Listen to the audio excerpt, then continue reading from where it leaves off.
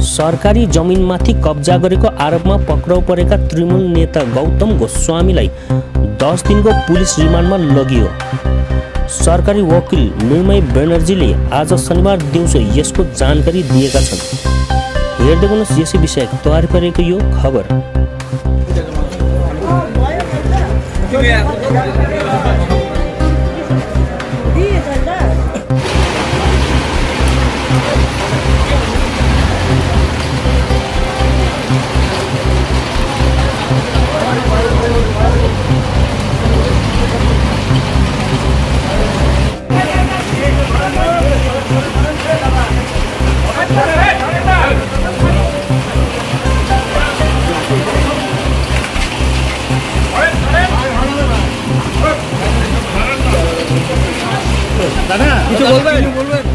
দাদা বাবু রঞ্জনদা গ্রেপ্তার হলো না, আপনি দেবাশিসদা গ্রেপ্তার হয়ে গেলেন।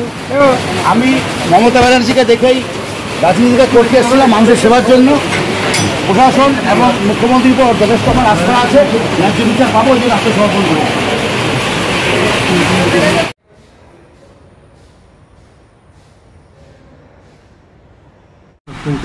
আজকে এনজিবি থানার থেকে ওই জুলাপি রায়ের যে 2600 যে কেসটা করেছিল সেইটাতে আরেকজনকে আজকে অ্যারেস্ট করেছিল, যার নাম হচ্ছে গৌতম গোস্বামী।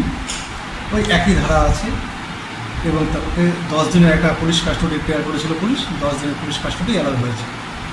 এই কেসটাতে এখন মোট কতজন গ্রেপ্তার? 4 জন টোটাল আছে। একজন অলরেডি পুলিশ কাস্টডিতে আছে, আর এই আবার পার্থে পুলিশ কাস্টডিতে আছে। ঠিক আছে।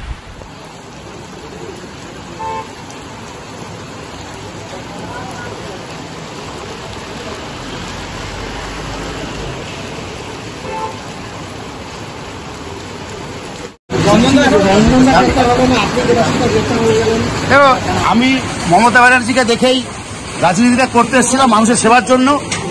প্রশাসন এবং মুখ্যমন্ত্রীর উপর যথেষ্ট আমার আস্থা আছে, ন্যায্য বিচার পাবো এই জন্য আত্মসমর্পণ করেছি।